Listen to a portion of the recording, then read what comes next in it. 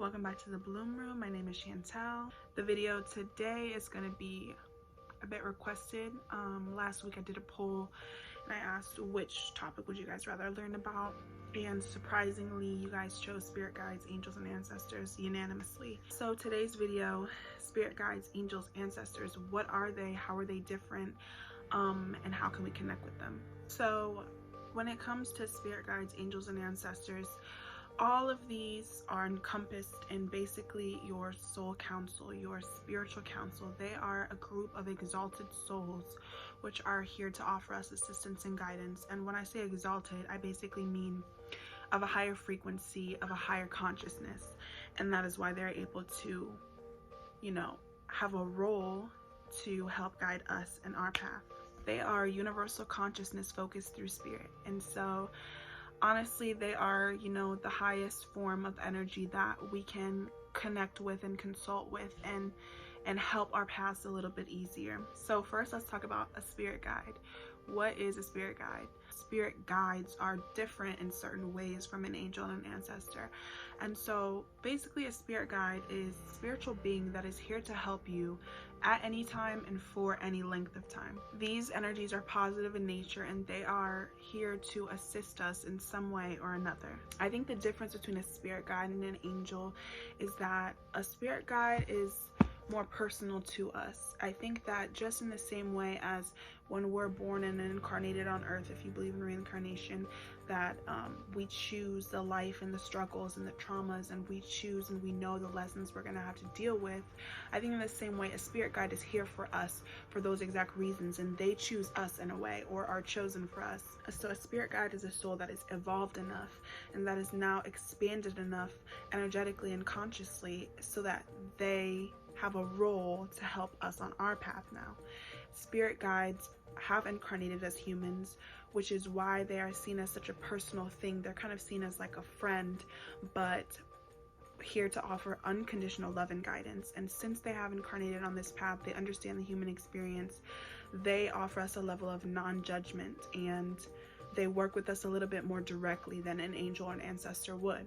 Different guides fulfill different roles, and so on the journey of your path, you're going to receive multiple different spirit guides in different stages of your life. So they have different roles that they're going to fulfill, and you can call on different guides for different things. The thing about spirit guides, though, is that yes, they are a benevolent force. They are benevolent energy. They are a detached consciousness in a way, even though they've incarnated as human before. They are detached in a way so much so that they can help us and offer us guidance without, the human limits of being frustrated when we don't listen, or being frustrated when they have to offer the same advice over and over because we're just not getting it. They are detached in a way so that they're just here exactly to help us, and they love to help us. So spirit guides can either radiate love, or they can also invoke fear. And yes, it's kind of a bit contradicting to say, oh, a spirit guide is benevolent but it can invoke fear. I think that spirituality is more than love and light. We have to remember that. New Age spirituality wants you to think that everything is butterflies and rainbows, and it's just not. And not all of us learn in a way that's simple, in a way that's, oh, here, let's make a mistake, and then you're gonna learn exactly from it, and then you're gonna never do the same thing again. Let's be real, most of us have to go through the same shit multiple times in order to even grasp the lesson, or to even understand that it is a lesson for you to conquer. We can be very slow when it comes to our lessons and our path, and so spirit guides do have the ability to invoke fear in you, and they will never put you at danger, but they will invoke fear when necessary. They will put you in the position of, are you going to learn now? Because it is ultimately their job to teach us in whatever way they see fit. To connect with the spirit guide is pretty simple. First, all you need to do is believe in spirit as a source of creation. You have to vaguely and broadly believe in spirit as a part of the creator, because that's exactly what they are. They're here to channel for us, and spirit is exactly what is bringing the messages to us. So you have to believe in spirit to some degree. The second thing you have to understand is you have to understand the advice of spirit and the many forms that comes in. You have to have a very open mind and an open heart, and you have to be very present, because these messages are not always going to come in the same way. Spirit guides can manifest them as different things. They can come in forms of human, they can come in your dreams. Spirit guides can manifest in animals and nature, and you have to understand the language that spirit speaks through and be open to that in order to connect with your guides.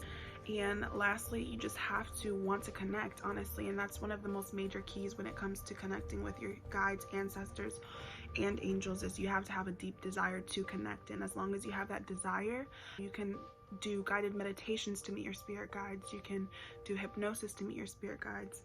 Be expansive and do your research, and there are many ways that your guides will become available to you because they want to meet you too. So let's talk about angels.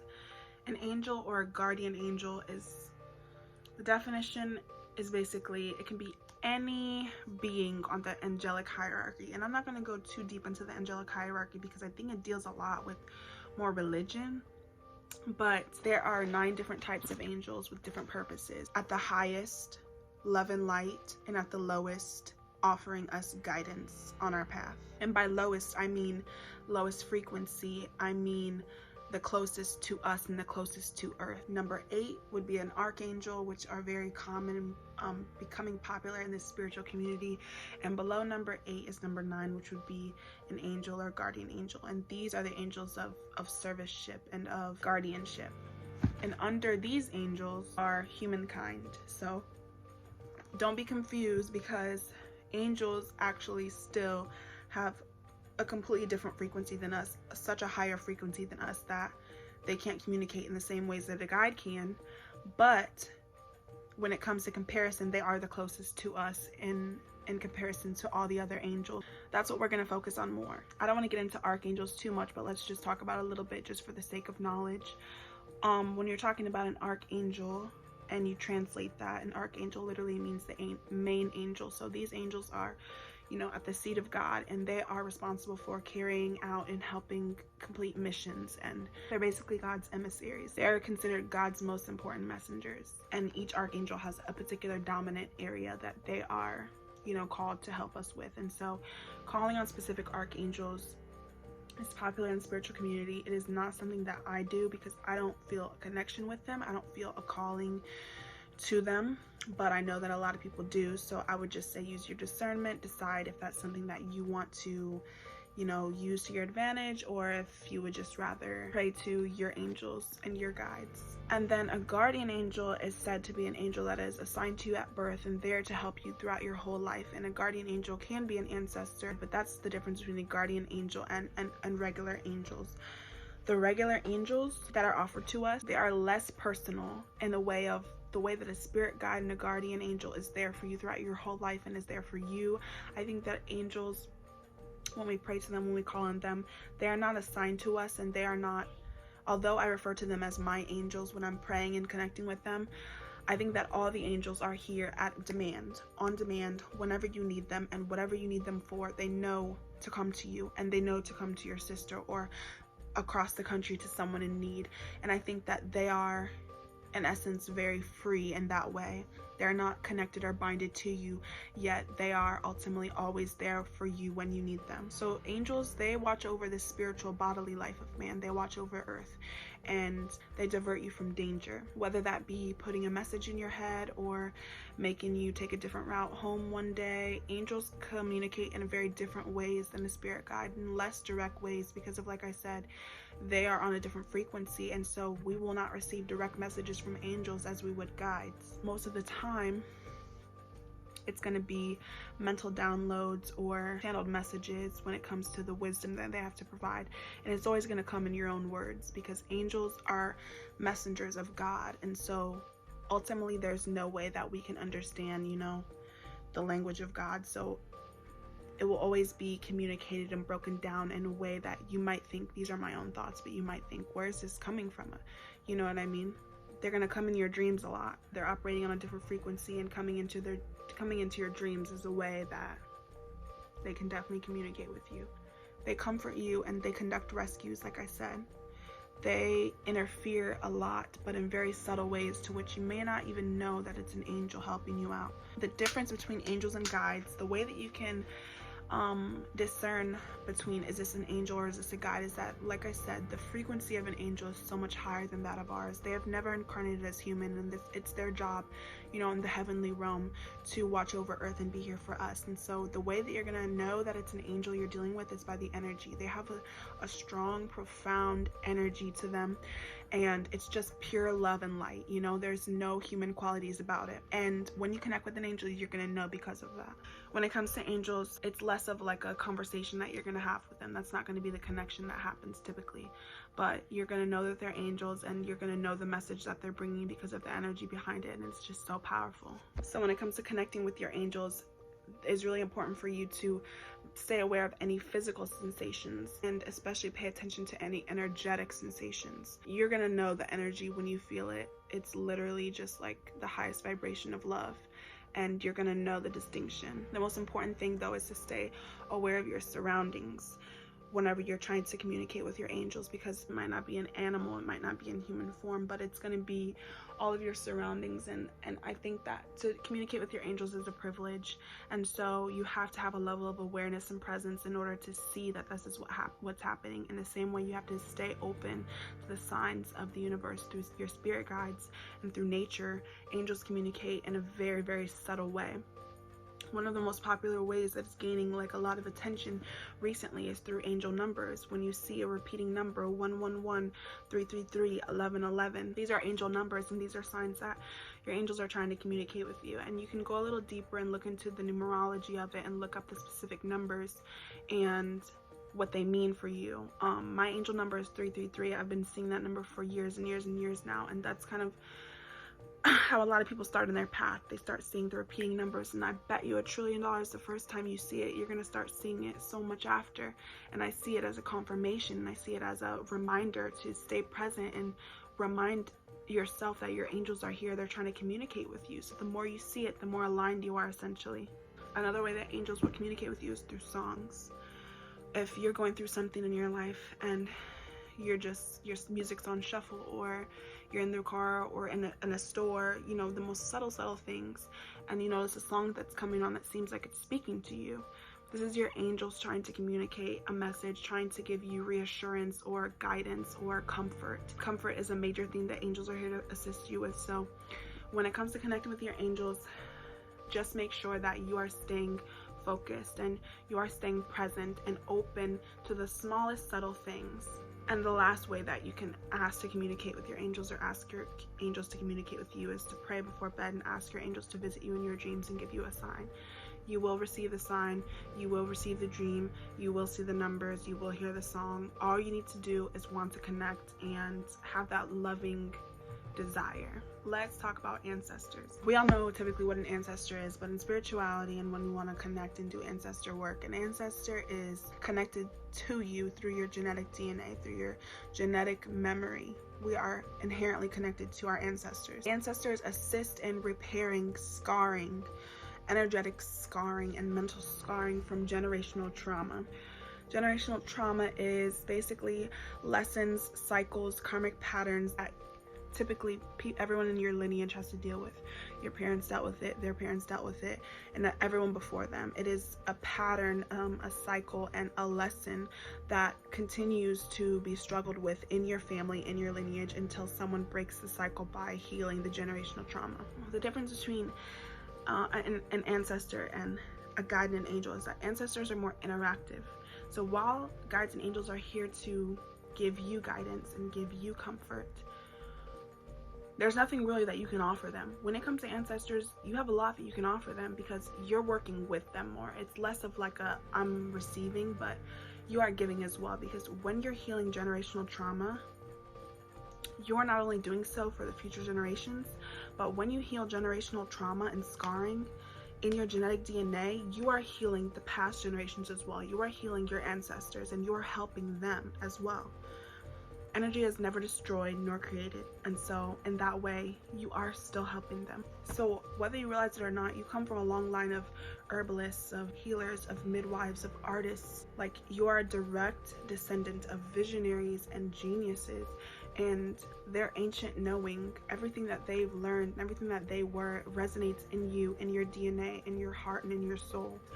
We will never even begin to understand each and every specific ancestor, but we have millions, and they lived in a time where everyone was in a constant state of communion with the sky, with the wind, with the earth, with the water, with nature, with animals, and with herbs. They were in a constant direct connection with them, and this is how they thrived. They knew of the body, they knew of healing, they knew of sex, they knew of life and of death and of the importance of all of them. They saw the divine in all the mundane things in their everyday life, and that's how they found meaning in the universe. Today we live in like a denatured, desensitized, like a hyper speed modern day world, and I feel like this is where we have this cultural craving to get back to our roots. We have a cultural craving to connect with the sacred like our ancestors once were, and this is why we choose to do ancestor work, and this is why we choose to connect with them, because like I said, their knowing resonates in you. It's just a calling away. You just have to open up and ask them for help, and ask them to reveal to you, you know, the things that you need to learn to help, because our ancestors have the same genetic blueprint. They have the same gifts and weaknesses that we struggle with today. They struggled with the same things, but they also had the same gifts that we may not be aware of today. There's a lot that we learn from our ancestors. Almost every indigenous culture practices ancestor worship in some way or another. It's very much so a thing. Even though we never met our ancestors, we understand our family on a deep soul level, and that's why we're able to connect with them on a deep soul level. There are a few ways that you can communicate with your ancestors. One of the most common and more prevalent in the spiritual community is creating an altar for your ancestors. An altar is basically a sacred space facilitating a ritual setting. It's facilitating your setting an energy and an intention of the space in order to connect with your ancestors. Creating an altar is a very individual creative process, but roughly there are some do's and don'ts. I'm not going to go too much into detail. When you're creating your altar, you're gonna put it in a low traffic space in your house, space where not a lot of people will have access to it, because it is a sacred space. And they say don't put it in your bedroom, because it's in a way a portal of energy for spirit, and you don't want spirits to be able to enter your dreams and things like that. And so put it in a place that you know will be low traffic. Typically use a table of natural materials, whether that be wood or it can be glass. Cleansing your altar is very important, so you're going to cleanse the table, wipe it with Florida water or with rose water, or even if you want to use Palo Santo to cleanse the area.